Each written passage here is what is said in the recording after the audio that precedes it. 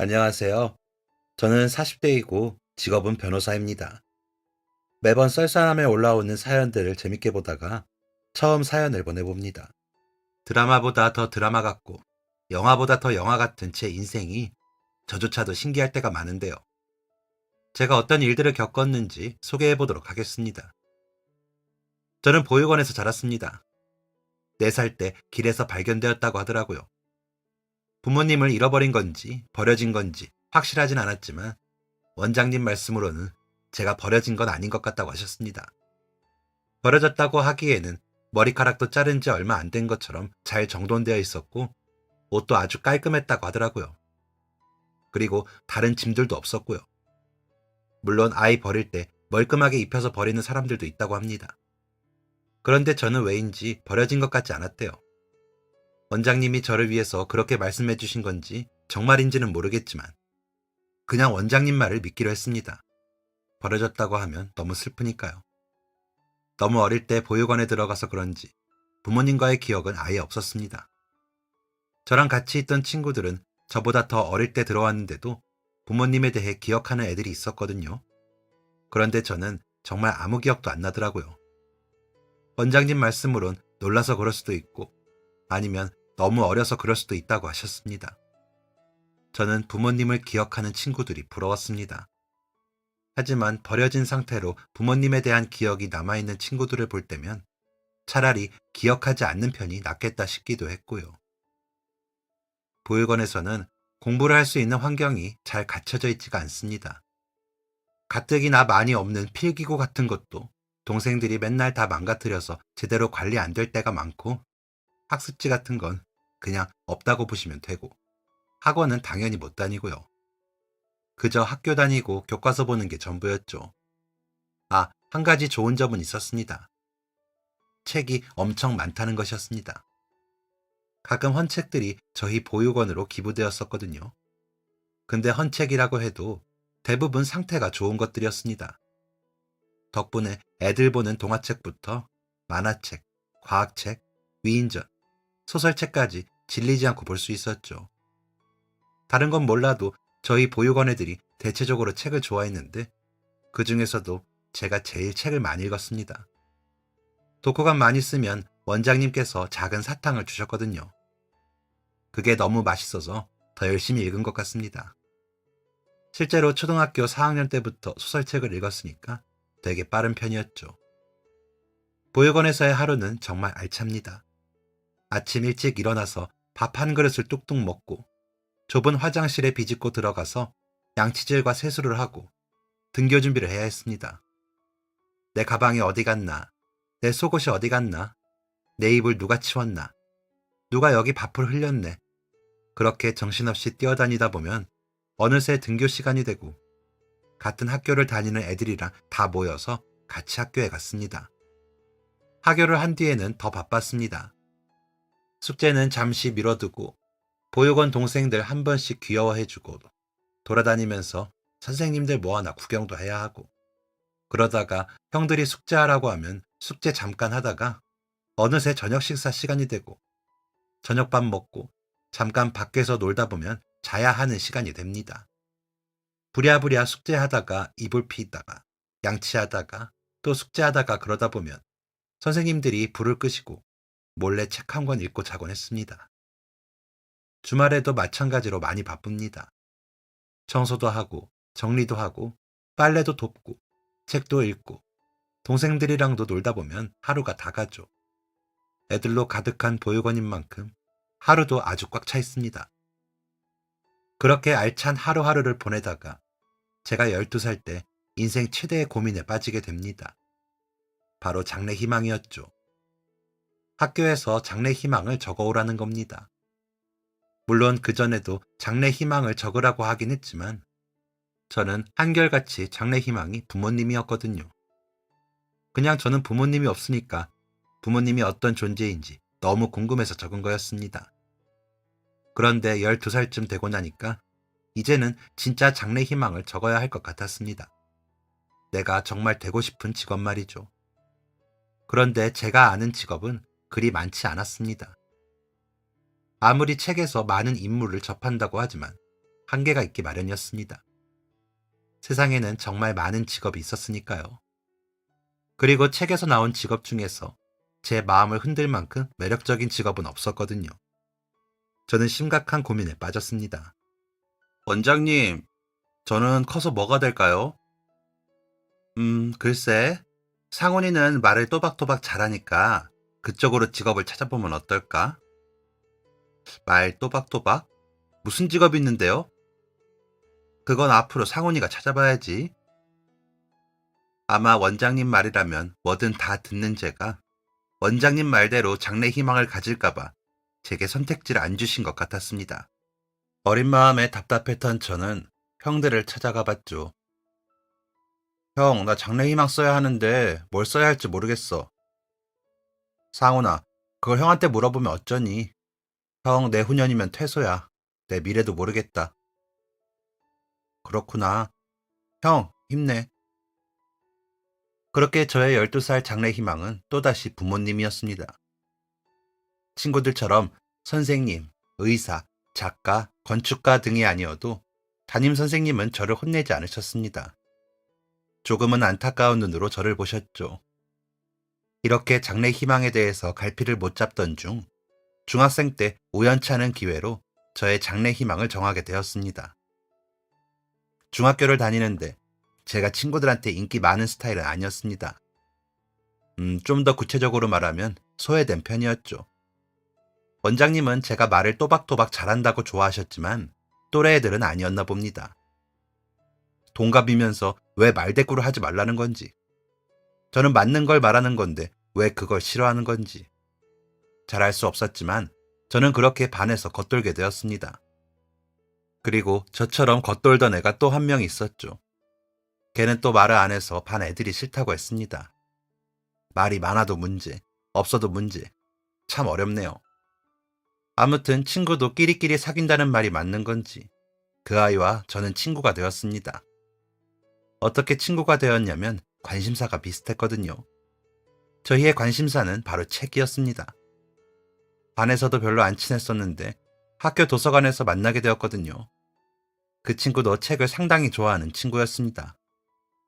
그렇게 저희는 학교에서도 붙어서 책을 읽고 학교 끝나고 도서관에서도 붙어 다니면서 책을 읽었습니다. 그러니까 저희가 얼마나 놀리기 좋은 대상이었겠어요. 야, 쟤네 좀 봐. 쟤네한테 돈 좀 달라고 하자. 부모도 없는 게 돈은 있겠냐? 저희는 갖은 놀림을 받았습니다. 그러면서 한마디도 못하고 가만히만 있었죠.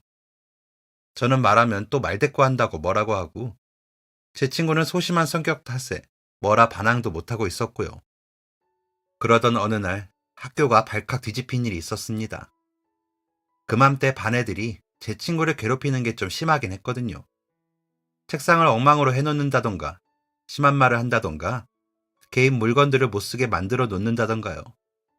그때 제 친구가 많이 울었고 저도 많이 달래줬었습니다. 그런데 어느 날 그 친구가 학교에 안 나오더라고요. 아무리 속상한 일이 많았어도 학교는 꼬박 나오던 친구였는데 이상하다 생각했죠. 그런데 선생님도 안 오시는 겁니다. 조례를 하는 시간이 훨씬 지났는데도 안 들어오시더니 1교시를 막 시작하려는데 담임 선생님과 제 친구, 그리고 양복 차림의 남자 한 명이 들어왔습니다. 그러더니 담임 선생님께서 다소 무거운 목소리로 입을 여셨습니다. 자, 지금부터 이름 부르는 애들은 다 복도로 나와라. 그러면서 한 명 한 명 이름을 부르는데 다 저랑 제 친구를 못살게 굴었던 애들인 겁니다. 이게 무슨 일인가 멍하니 보고 있는데 제 친구가 저를 쳐다보면서 걱정하지 말라는 눈빛을 보냈습니다. 이건 또 뭔가 궁금하더라고요. 그 친구의 눈빛의 의미를 알 수 있었습니다. 다음 날 저희를 못살게 굴었던 애들의 부모님이 죄다 학교에 찾아왔습니다. 그리고 저까지 모두 다 교장실에 모이게 되었죠. 저랑 친구랑 의문의 양복 아저씨랑 앉아있고 걔네들하고 걔네들의 부모님이 고개 숙여 사과하는 이해할 수 없는 상황이 되었습니다. 저희 아이 선처 부탁드립니다, 아버님. 얘가 아직 어려서 뭘 몰라요. 그럼 같은 나이대의 아이들이 다 대개 아드님 같은 그런 행동을 하나요? 그게 아니라 제가 잘못 가르친 탓입니다. 정말 죄송합니다. 얘기를 들어보니 의문의 양복 아저씨가 친구의 아빠인 것 같았습니다. 다른 부모님들이 몇 번이고 고개를 숙이며 선처를 부탁한다는 말을 반복했고, 일단 자리를 마무리하고 걔네들을 어떻게 할지는 학교 측에서 회의를 하고 정하는 걸로 일단락이 되었습니다. 같은 학년 애들이 모두 나와 구경을 했을 만큼 큰 화제거리가 한바탕 지나간 후 저는 그 친구와 단 둘이 이야기를 할 수 있게 되었습니다. 야, 뭐야? 왜 다들 와서 사과를 하는 거야? 다른 애들이 말하는 거 들었는데 너희 아버지가 대단한 분이라던데? 우리 아빠 변호사야. 변호사가 그렇게 대단해? 죄 지으면 다 변호사가 해결해.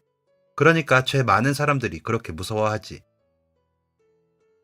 친구의 말을 듣고 뭔가 멋있어서 변호사에 대해서 자세히 찾아봤습니다.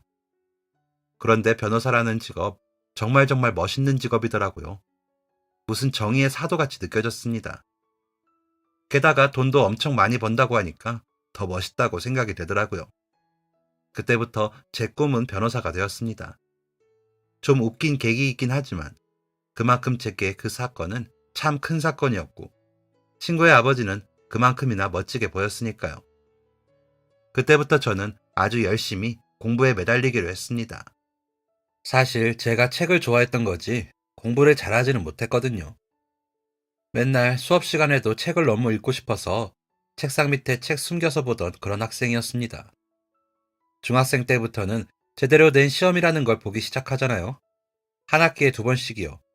제가 변호사가 되기로 결심했던 게 1학기 끝나던 시점이었는데 2번의 시점에서 모두 3등을 했습니다. 아, 물론 뒤에서 3등이요. 거의 꼴등인 제가 변호사가 된다니. 게다가 학원을 다닐 여력도 안 되고 보육원에서 지내는 제가 변호사가 된다니 기가 찬 일이었죠. 하지만 저는 끝까지 해보기로 했습니다. 어차피 더 잃을 것도 없는 인생, 죽기 살기로 해보자는 마음가짐이었죠. 그때부터 꽤나 공부를 열심히 했습니다. 사실 저랑 같이 책 읽던 그 친구가 반에서 1등 하던 친구였거든요. 좋은 선생님한테 과외도 받고 학원도 다니던 애라서 공부를 엄청 잘했습니다. 그 친구 덕을 참 많이 봤습니다. 아직도 제 인생 제일 친한 친구인걸요. 아무튼 그 친구에게 공부 물어보고 가끔 걔네 부모님 몰래 과외도 같이 들으면서 저는 조금씩 공부를 하기 시작했습니다. 그 결과 1학년 2학기 때는 반에서 중간 정도로 성적이 올랐습니다. 그래봤자 중간 실력이었지만 저에게 있어서는 정말 엄청난 결과였습니다. 앞으로의 희망이 보이는 결과였죠. 그래서 겨울방학 동안 보육원에 있는 중학교 2학년 형들한테 교과서 빌려서 그냥 달달 외웠습니다. 무슨 말인지 몰라도 외우고 잠에 취하면서도 그냥 계속 봤습니다. 그러니까 학기 시작하고서 수업을 듣는데 다 이해되더라고요. 교과서 볼 때는 무슨 말인지 모르고 그냥 외웠는데 선생님 설명 들으니까 교과서에서 봤던 거랑 같이 생각이 나면서 머리에 아주 쏙쏙 들어왔습니다.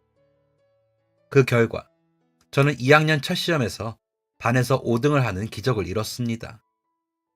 그리고 2번째 시험에서는 3등을 하고 2학기 동안 2등 1번, 3등 1번을 하다가 3학년이 되어서는 반에서 1등을 하는 기적을 이뤄냈습니다. 정말 날아갈 듯이 기쁘더라고요. 반에서 1등 한 날 원장님한테 용돈을 조금 받게 되었는데 그 돈으로 제 친구랑 떡볶이에 순대에 튀김까지 사 먹었습니다. 제 16년 인생의 가장 기쁜 날이었죠. 그런데 너 나중에는 어떻게 하려고 그래? 나중에? 왜? 너 퇴소하면 혼자 공부 어떻게 하냐고. 그건 생각 안 해봤는데.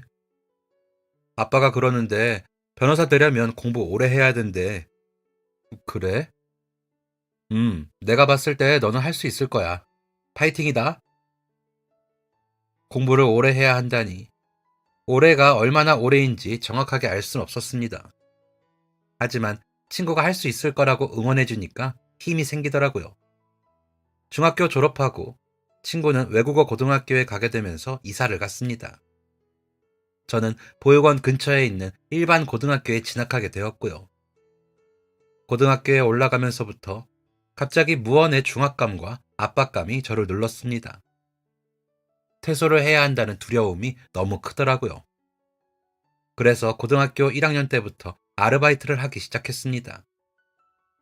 그런데 정말 주변에 보육원에 있던 사람 한 명이라도 있는 분은 아시겠지만 같은 처지에 있는 사람이 가장 무섭습니다.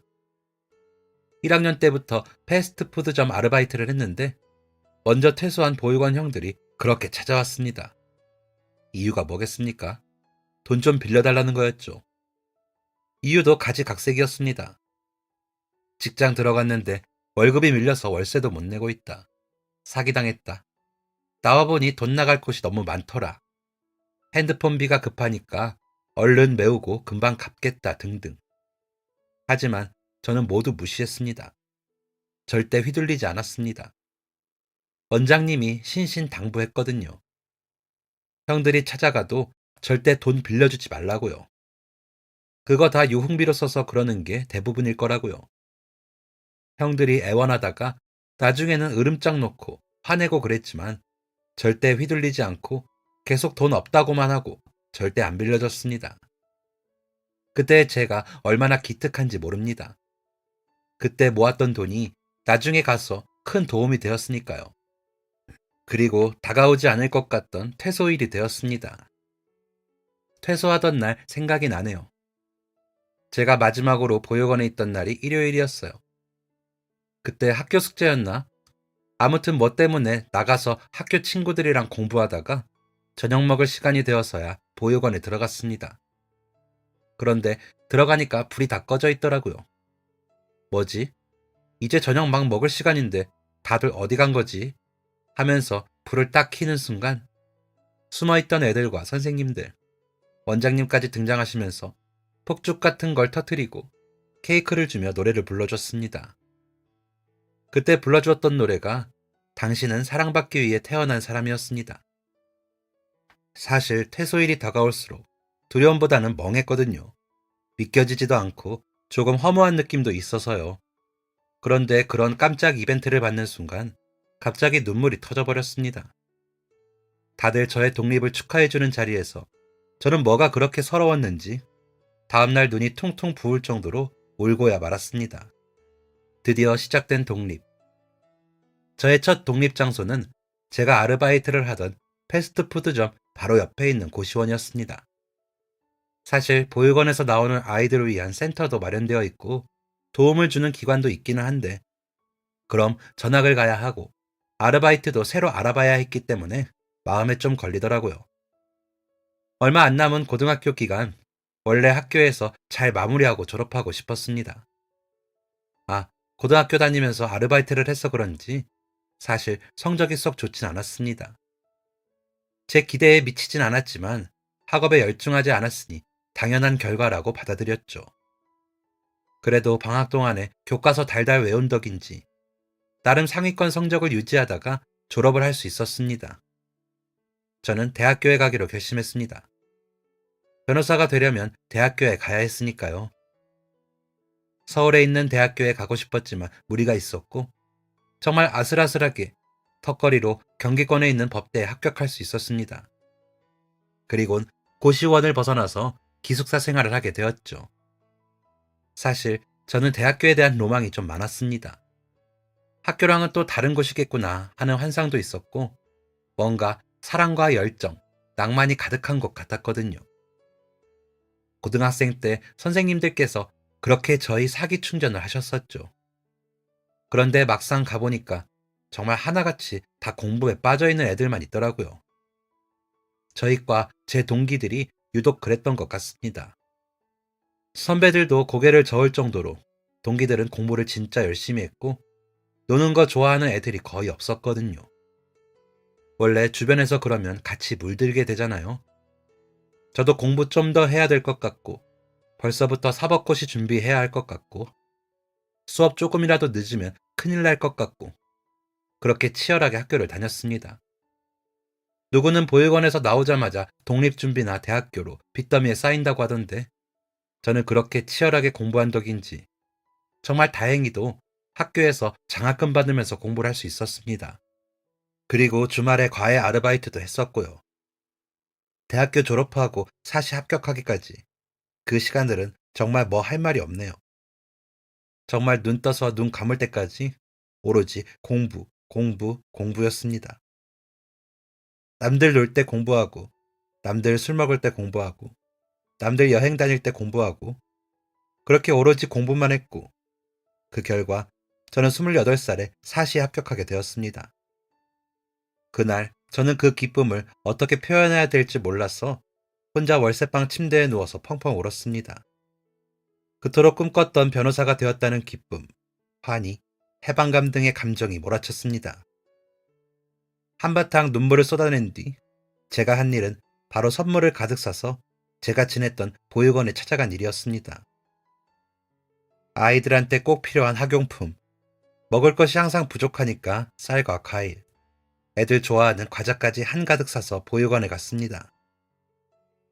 원장님, 저 왔어요. 상훈이 왔습니다. 괜히 어깨 으쓱해져서 큰 소리치면서 보육원에 들어갔습니다. 못 본 사이에 주름이 더 느신 원장님이 버선발로 뛰어나오셨고 애들도 그저 사람이라면 좋다고 우르르 몰려 나왔습니다. 원장님, 저 변호사 됐어요. 그동안 자주 못 찾아뵈서 죄송해요. 이제 자주 올게요. 원장님은 눈물까지 흘리시면서 저를 자랑스러워 하셨습니다. 참 그때의 감격을 아직도 잊을 수가 없네요. 그때부터 저는 보육원 봉사를 꾸준히 나가게 되었습니다. 일이 많이 바빴지만 그래도 시간 날 때마다 보육원에 나가려고 애썼습니다. 그리고 그렇게 나간 보육원에서 저는 뜻밖의 인연을 만나게 됩니다. 하루는 보육원에 가서 여느 때처럼 큰 소리로 외쳤습니다. 얘들아, 형 왔다. 그런데 어쩐 일인지 보육원이 조용한 겁니다. 항상 제가 왔다고 하면 신이 나서 달려오던 애들인데 아무도 안 나오고 조용했습니다. 안에서 뭐 하나 싶어서 들어가 봤죠.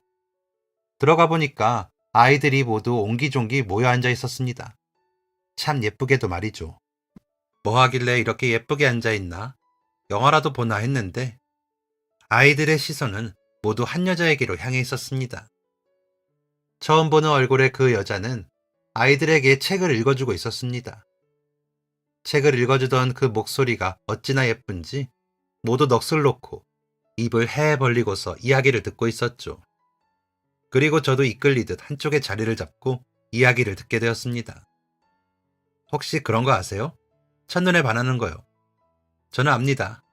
그날 제가 그 여자에게 첫눈에 반해버렸거든요. 그녀는 목소리뿐만 아니라 얼굴도 참 예뻤습니다. 이야기에 나오는 마녀를 표현하려고 할머니 목소리를 내는데도 예뻤고 우스꽝스러운 표정을 지으며 아이들을 웃겨주었는데도 예뻤습니다. 사실 이야기가 무슨 내용인지 머릿속에 하나도 안 들어왔습니다. 아름다운 그녀의 모습에 혼이 빠졌었거든요. 이야기가 다 끝나고서도 끝난지 모르고 멍하니 그녀만 보다가 애들이 언제 왔냐며 건드려서 그때 제정신을 차렸습니다. 아저씨, 언제 오셨어요? 어? 애들아, 안녕? 아저씨 아니고 형이라니까. 아니, 그런데 저분은 누구셔? 새로 오신 선생님? 아니요, 2달 전부터인가? 여기 봉사 오시는 분이에요. 아저씨는 처음 봐요? 오, 봉사 오시는 분이었구나. 마음씨도 예쁘시네. 그나저나 내가 아저씨 아니고 형이라고 했지. 이야기를 다 읽은 그녀는 여자아이들과 어디론가 사라져버렸고 저는 정신을 차리고 애들과 놀아줬습니다. 책상 위가 엉망이길래 한바탕 정리를 해주고 잔뜩 나온 쓰레기들도 처리를 해주고 있었죠. 쓰레기 버리러 건물 뒤편으로 가니까 다시 그녀가 보였습니다. 그녀는 여자애들과 함께 빨래를 널고 있었습니다. 어디로 간 건가 했는데 빨래를 하러 간 모양이었나 보더라고요. 그런데 어떻게 사람이 빨래를 넣는 모습까지 그렇게 예쁠 수가 있을까요? 심장이 쿵쾅거려서 야단이었습니다. 괜히 또 쳐다보고 있다가 짓궂은 애들한테 딱 걸릴까봐 얼른 쓰레기만 버리고 가려던 참이었습니다. 아저씨, 이것 좀 도와주세요. 여자아이 중 한 명이 저를 부르더라고요. 커다란 이불을 널어야 했나 봅니다. 아저씨 아니고 오빠. 이리 줘, 내가 할게. 애써 그녀 쪽으로 시선을 안 주고 있었는데 그녀가 갑자기 이불 반대쪽을 잡더라고요. 같이 해요. 갑자기 제 인생이 무슨 영화의 한 장면 같았습니다. 미모의 그녀와 함께 이불을 널고 있다니요. 결국 손이 떨려서 이불을 놓쳐버렸고 깨끗하게 빨래한 이불이 다시 더러워져 버렸습니다. 죄송해요. 제가 다시 빨래할게요. 부끄러워서 얼른 이불을 가지고 빨래를 하러 갔습니다. 그런 실수를 하다니 볼이 다 빨개지더라고요. 이불에 붙은 흙을 털어내려고 대야에 물을 받고 있는데 그녀가 따라왔습니다. 이불이 커서 힘들 거라며 같이 하자고 하더라고요. 그때부터 시작이었습니다. 우리의 특별한 인연이요. 그 이후부터 저는 보육원에 더 자주 나가기 시작했습니다. 물론 첫 번째는 아이들 보러 가는 거였죠. 두 번째 이유가 그녀였고요. 그녀와 더 가까워지기 위해서 부단히 노력했습니다. 제가 쑥맥이라 여자 앞에서는 말을 잘 못하는데 어떻게든 입을 열어보려고 노력하고 제가 심지어는 인터넷으로 요즘 유행하는 농담 같은 것도 찾아보고 그랬습니다. 이런 제 노력이 닿았는지 그녀도 차차 마음을 열게 되었고 보육원에서 처음 만나고 6개월 만에 저희는 연인이 되었습니다. 더 이상 그녀가 아닌 제 여자친구를 좀 소개해 보자면요. 우선 정말 예쁩니다. 그리고 미술을 전공했고 한 회사의 디자인팀에서 일을 하는 사람이었죠. 작고 아기자기한 것을 좋아하는 귀여운 사람이었습니다. 전시회도 좋아하고 공연도 좋아하고 박물관도 즐겨서 가는 멋진 사람이었죠. 저는 그런 문화생활을 잘 못 즐기고 살았거든요. 여자친구 따라서 여기저기 다니면서 새로운 세계를 경험했죠. 여행도 좋아하는 사람이었습니다. 평소에 먹을 거 안 먹고 입을 거 안 입으면서 아껴두었다가 한 번씩 여행을 가는 취미가 있는 사람이었습니다. 저랑도 몇 번 여행을 갔었죠. 해외여행도 갔었는데 그게 저의 첫 해외여행이었답니다. 우리 다음에는 국내 여행 갈까? 어디가 좋을까? 나는 경주도 가보고 싶고 부산을 한 번 가봤는데 진짜 멋지더라. 아니면 강원도도 좋고. 그럼 또 열심히 모아야겠네. 내년 여름에 가는 걸로 할까? 저는 그녀의 이런 점이 좋았습니다. 열심히 아끼는 모습도 예뻐 보이고 계획을 잘 세우는 것도 예뻐 보였죠. 사실 여자친구가 다니는 회사가 대기업이었거든요. 여자친구가 어린 나이였지만 직책도 높았고요. 그런데도 참 알뜰하게 생활하는 게 보기 좋았습니다. 그렇게 아끼면서도 또 기분은 아낌없이 했습니다. 왜 겨울에 자선냄비 아시죠? 지나다니다가 자선냄비가 보이면 꼭 돈을 넣었고 보육원에 갈 때에도 빈손으로 간 적이 없었습니다. 그런 데에는 아끼는 거 아니라고 배웠다고 하는 마음이 참 따뜻한 여자친구였죠. 그리고 무엇보다도 여자친구에게 엄청 고마운 점이 있었습니다. 바로 제 출신을 알고도 저를 있는 그대로 봐주었다는 겁니다. 처음에 보육원에서 만났을 때부터 여자친구가 궁금했었나 봐요. 제가 유난히 원장님과 잘 지내고 애들하고 허물없이 지내니까 여기 봉사를 오래 한 건가? 아니면 무슨 인연이 있나 싶었대요.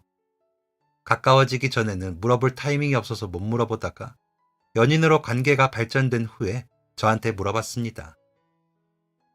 그런데 보육원 사람들하고는 어떻게 그렇게 친해? 실은 알리고 싶지 않았거든요. 아니, 되도록 아주 늦게 말하고 싶었습니다. 자랑거리가 아니라고 생각했고 숨겨야 하는 부분이라고 생각했거든요.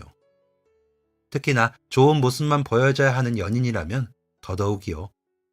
하지만 언제까지고 숨길 수 없는 노릇이었고 매도 일찍 맞는 것이 낫다고 생각했습니다. 그래서 솔직하게 고백했습니다. 제가 보육원에서 자랐다는 것을요. 얘기하면서도 내내 불안했습니다. 이대로 헤어지자고 하는 건 아닐지, 나한테 실망하진 않았을지, 정이 떨어지진 않았을지요. 그런데 여자친구의 반응은 뜻밖이었습니다. 고생 많이 했네. 진짜 힘들었겠다. 나였으면 무너졌을 것 같아. 포기하지 않고 노력한 거 진짜 대단하다. 나한테 실망 안 했어?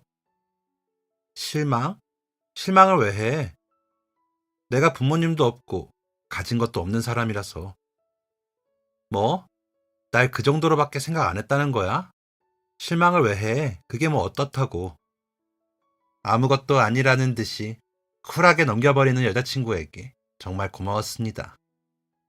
말하기 전에 숨기고 있을 땐 내내 불안한 마음이 있었는데 털어놓고 나니 한결 편해지더라고요.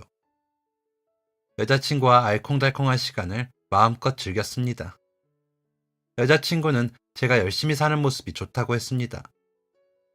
사건을 맡을 때마다 의뢰인한테 감정이입해서 화내는 것도 좋고 보육원 애들한테는 한없이 따뜻한 것도 좋고 뭐든 최선을 다하는 게 좋다고요. 그러다가 이따금씩 저보고 누굴 닮았다는 말을 하기도 했습니다. 정말 누굴 닮았는데 그게 누군지를 모르겠다. 우리 예전에 만난 적이 있었나? 설마 이렇게 예쁜 사람은 또 본 적이 없는데? 아, 뭐야. 그렇게 인연을 이어가던 중 자연스레 결혼에 대한 이야기가 오가기 시작했습니다. 저는 제 스스로에게 의문을 가졌습니다. 단 한 번도 가족이 없어 본 내가 가정을 잘 꾸릴 수 있을까? 하는 걱정이었습니다. 아무것도 준비가 되어 있지 않은 것 같았습니다. 제 마음이요. 여자친구의 가족과 가족이 되고 또 아이까지 낳고 그게 과연 내 인생에 가당키나 할까 생각했습니다. 하지만 여자친구에 대한 믿음이 커지면서 그런 생각은 점점 줄어들게 되더라고요. 여자친구와 함께라면 뭐든 해낼 수 있을 것 같았습니다. 분명 우리는 좋은 가족이 될 것 같았습니다. 그래서 여자친구에게 소박하지만 진심을 담은 프로포즈를 하게 되었고 저는 여자친구 부모님을 만날 날을 잡았습니다. 그런데 결혼을 준비하던 중 전혀 예상 밖의 사실을 알게 되었습니다. 여자친구가 팀 사람들과 회식을 한다고 했습니다. 친하게 지냈던 선배가 임신을 하면서 휴직을 한다고 하더라고요. 늦은 시간까지 회식을 하는 것 같아서 제가 데리러 가게 되었습니다. 그러다 어쩌다 보니 잠깐 자리에 앉게 되었습니다. 그전에도 팀 사람들은 회사 앞에서 몇 번 마주친 적이 있었거든요. 다 얼굴을 아는 사람들이었죠. 다른 사람들은 다 좋은데 딱 한 명, 입이 좀 방정맞은 사람이 있었습니다. 왜 그런 사람 있잖아요. 본인이 되게 인기가 많고 사람들과 잘 어울리고 농담도 재미있게 하는 줄 아는데 사실은 밉상에 사람 기분 나쁘게 하는 재주가 있는 입이 가벼운 사람이요. 아무튼 그 사람이 얼큰하게 취해서 저를 격하게 반겨주었습니다. 아이고, 우리 변호사 선생님 오셨네? 아, 안녕하세요. 내가 얘기 들었어. 서대리랑 결혼한다며? 네, 맞습니다. 야, 유부남의 세계로 온 걸 환영한다고. 아유, 고생길이 훤하다, 야. 아, 네. 아니지. 그래도 우리 변호사 선생님은 고생은 안 하겠구나. 네? 왜요? 남자는 제 맞은편에 앉아서 비실비실 웃으면서 저를 쳐다봤습니다. 왜긴 왜야, 다 알면서. 네? 뭐라니. 우리 서대리 집안이 어마어마하잖아. 응? 건물도 있어, 집도 있어. 뭐더라? 지사장님 차도 어마어마하잖아. 지사장이요? 뭐야, 뭘 모르는 척을 해. 우리 다 아는데. 서대리 아버지가 우리 회사 미국 지사장님이시잖아. 이게 대체 무슨 말이가 했습니다. 미국 지사장이라니요. 집안이 좋다니 저는 전혀 모르는 얘기였습니다. 여자친구가 아주 검소하고 소박하게 살길래 전 아주 평범한 집안의 사람일 거라고 생각했거든요. 그리고 여자친구도 한 번도 그런 말을 하지 않았고요. 좀 충격적이었습니다. 대기업 미국 지사장이라면 정말 재력이 어마어마할 텐데 그럼 저같이 출신도 모르는 사람은 쳐다도 안 볼 게 뻔했습니다. 갑자기 자괴감이 몰려오더라고요. 여자친구가 급하게 제 팔을 잡아당기면서 나가자고 했습니다. 집에 가는 내내 아무 말도 안 나왔습니다. 배신감도 좀 있었고 앞으로 어떻게 되는 건가 걱정도 컸습니다. 놀랐어? 왜 말 안 했어? 숨기려고 한 건 아니었어. 근데 그냥 우리 아빠가 그런 거지. 내가 부자는 아니야. 나 부모님한테 경제적 지원 하나도 안 받고 있고 이 회사도 나 공채로 들어간 거고 그냥 나는 나야. 아니 그래도 그냥 잘 사는 수준이 아니잖아 이건. 미리 말을 했어야지. 내 배경이 그렇다고 해서 마음이 달라져? 아니 그건 절대 아니지. 그럼 됐지 뭐가 문제야. 날 싫어하시면 어떡해. 내 배경 때문에. 그럴 일 없어. 나 믿어. 여자친구는 부모님은 그런 분들이 아니라며 믿으라고 눈을 부릅뜨고 말하고 집으로 들어갔습니다. 여자친구가 그렇게 말했지만 상견례 날까지 불안한 마음을 감출 수가 없었습니다. 둘 다 바빠서 하루에 한 번 전화만 잠깐 하고 말았거든요. 부모님께 제가 보육원 출신이라는 걸 말한 건지 아닌 건지조차 모르고 상견례 날이 다가왔습니다. 약속 시간보다 몇 시간은 일찍 일어나서 아주 철저하게 준비를 했습니다. 사법고시 볼 때보다 훨씬 떨렸습니다.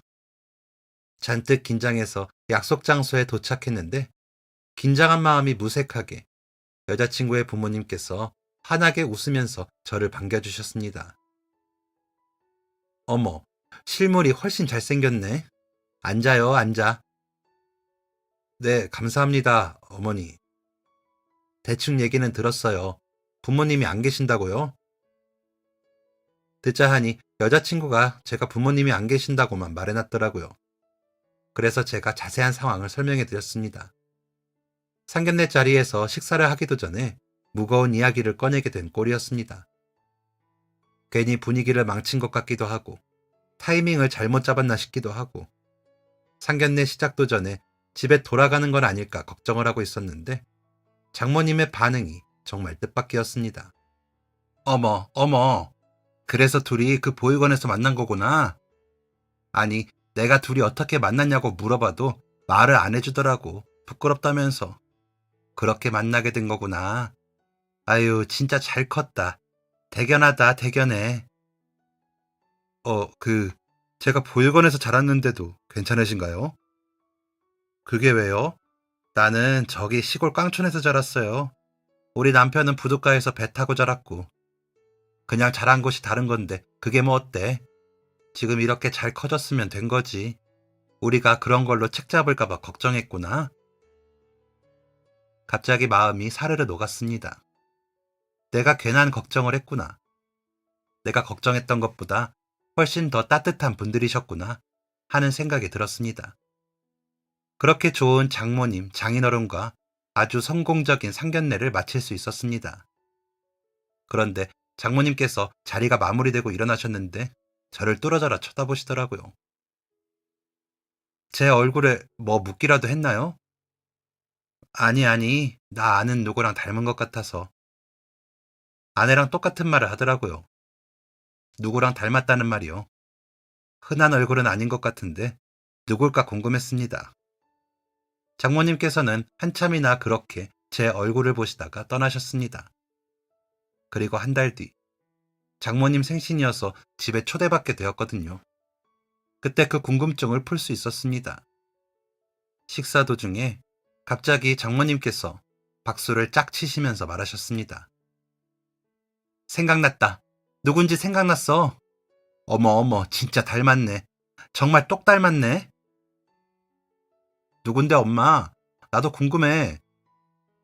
왜 우리 병원 건물 30년째 청소하시는 아주머니 있잖아. 그 아주머니랑 정말 많이 닮았네. 맞아. 그분이었어. 장인어른 명의의 건물이 하나가 있는데 병원이 있는 큰 건물이거든요. 그런데 그 건물에서 자그마치 30년 동안이나 일을 하신 아주머니가 있다는 겁니다. 대단하다고 생각했죠. 그런데 갑자기 장모님 표정이 심각해지시는 겁니다. 묘하게 경직된 분위기에 저도 숟가락을 내려놓았습니다. 그러니까 장모님께서 아주 조심스럽게 입을 여셨습니다.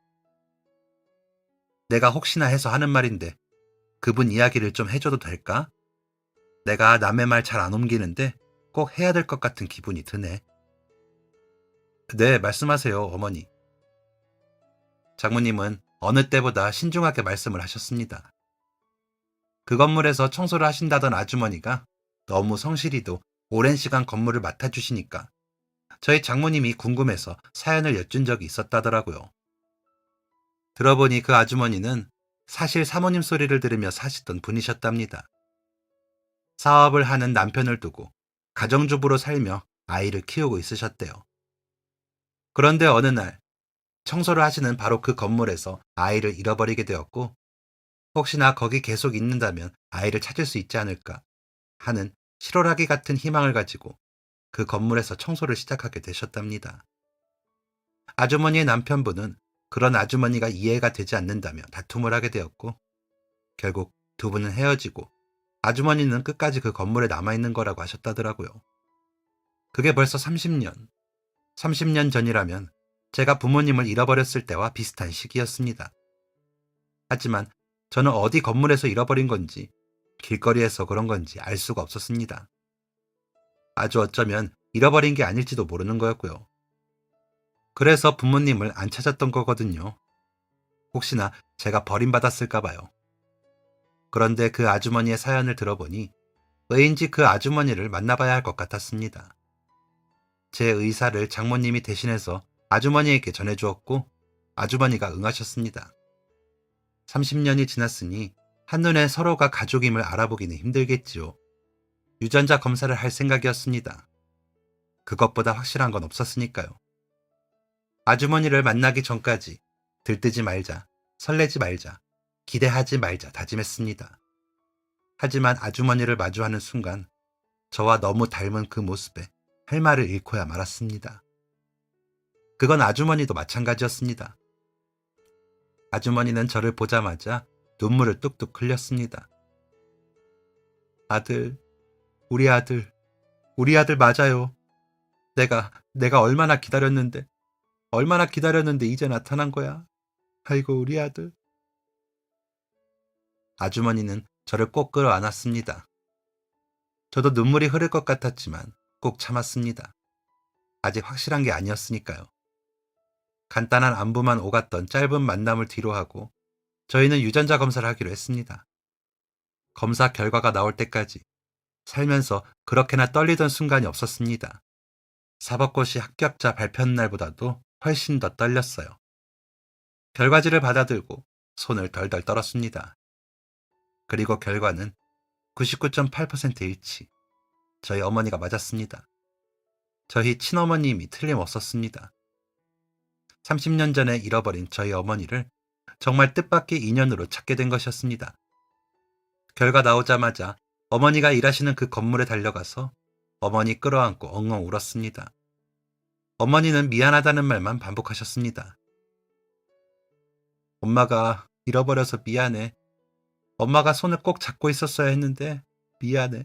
너무 미안해. 엄마가 미안해 우리 아들. 많이 보고 싶었지? 많이 그리웠지? 아이고 우리 아들. 엄마도 없이 얼마나 고생했을까. 미안해. 미안해. 소식을 들은 여자친구와 장모님까지 오셨고 장모님은 저와의 관계를 저희 어머니에게 밝혔습니다. 어머니가 깜짝 놀라더라고요. 잃어버린 아들이 건물주인의 사위가 되어서 돌아오다니요. 어머니는 장모님에게 감사하다며 몇 번이고 허리를 굽혔습니다. 아유 됐어요. 아주머니께서 아니지 이제 사돈이지. 사돈께서 지금까지 여기서 기다려주셨기에 가능했던 거예요. 정말 감사합니다. 이 은혜를 어떻게 보답해야 할지. 우리 딸 예뻐해 주시면서 보답해 주시면 되죠. 아, 그럼 이제 건물 청소는 그만하셔도 되겠네요. 그렇죠. 우리 아들 찾았으니까. 저는 더 미련도 여한도 없네요. 내가 우리 실장한테 말해둘 테니 걱정 말고 쉬세요. 아, 퇴직금도 걱정 마시고요. 청소부가 퇴직금은 무슨 말씀만으로도 감사해요.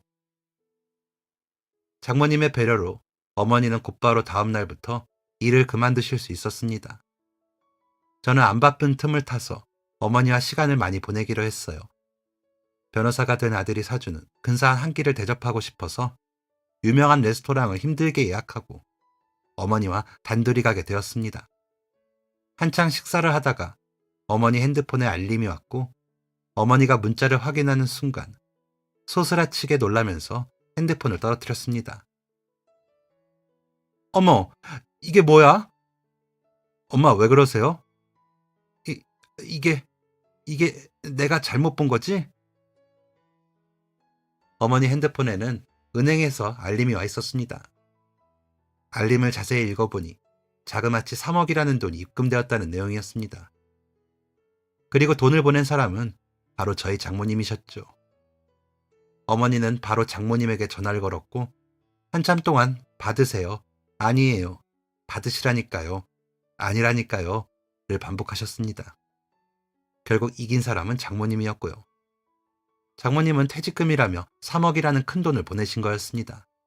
30년의 가치라면서요. 제가 받으라 마라 할 자리가 아닌 것 같아서 끼어들지 않았는데 어머니가 그 돈으로 나중에 저희 아이 태어나면 뭐든 다 사줄 용도로 쓰신다고 하더라고요. 그렇게 30년 만에 어머니를 다시 만나게 된 덕에 결혼식 날 제 혼주석은 텅텅 비어있지 않았습니다. 결혼식에 온 보육원 사람들도 모두 축하해 주었습니다. 결혼 축하와 더불어 어머니를 찾았다는 것도 축하해 주었죠. 그렇게 많은 사람들의 축하를 받으며 행복의 마차에 올라서서 저와 아내는 지금 행복한 결혼 생활을 즐기고 있고 슬아의 아들과 딸도 한 명씩 낳았습니다. 예전에 너무 힘들었을 때는 그저 평범하게만 살았으면 좋겠다고 생각한 적이 있었는데 지금은 너무나도 과분할 정도로 행복한 삶을 살고 있습니다. 아내를 만나 아이들을 낳아서 저만의 가정을 꾸렸고요. 인품 좋은 장모님과 장인어른도 만나게 되었고요. 그리고 잃어버렸던 아주 소중한 저희 어머니까지 만나게 되었습니다. 그 누구도 부럽지 않고 그 무엇과도 바꿀 수 없는 행복한 나날들의 연속입니다. 이 행복이 쭉 유지되길 바라면서 다시 만난 어머니에게 마음껏 효도하면서 열심히 살겠습니다. 아들로서, 사위로서, 남편으로서, 아빠로서 아주 든든하고 멋지게 말이죠. 지금까지 사연 들어주셔서 감사합니다. 사연이 재밌으셨다면 구독과 좋아요를 눌러주세요. 감사합니다. 안녕히 계세요.